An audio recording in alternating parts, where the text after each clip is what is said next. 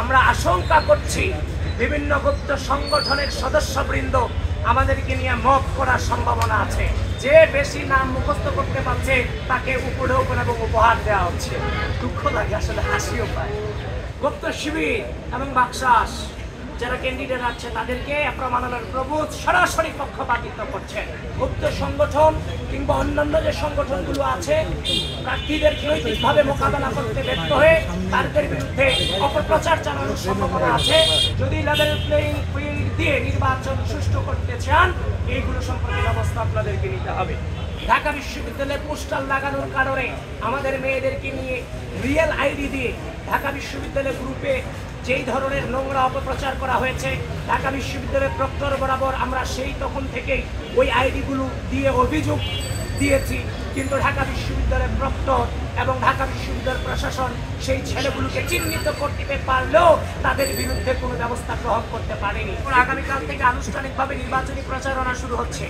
আমরা বিশ্ববিদ্যালয় প্রশাসন এবং নির্বাচন কমিশনকে বলেছি, আর এই যে হল ভিত্তিক যে প্রচারণা হবে সেই প্রচারণাগুলো কোন ধাপে কোন পদ্ধতিতে হবে সেই বিষয়ে তারা একটা ফর্মুলা আমাদের সামনে উপস্থাপন করবে।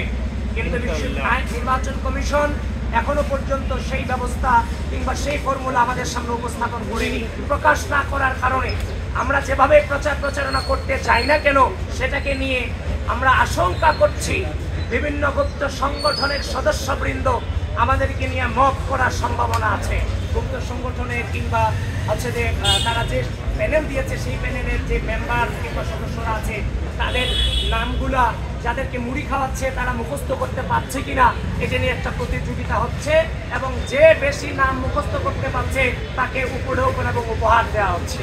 দুঃখ লাগে, আসলে হাসিও পায়। নির্বাচন কমিশন এবং বিশ্ববিদ্যালয় প্রশাসন এবং হল প্রশাসনের যারা নির্বাচন কমিশন আছেন এই ধরনের কালচারগুলোকে অবশ্যই আপনারা শক্ত হাতে দমন করবেন। এফএইচ হল সম্পর্কে তথ্য পেয়েছি। এফএইচ হলের যে এজিএস প্রার্থী সে তোফাজ্জল হত্যা মামলার আসামি, এজিএস রাকিবুল রিয়াদ সে তোফাজ্জল হত্যা মামলার আসামি, জিএস এনামুল হাসান ছাত্র দলের উপর 2022 সালে ক্যাম্পাসে যে হামলা হয়েছিল সে হামলায় সে জড়িত ছিল এবং ছাত্রলীগের পোস্টেড ছিল।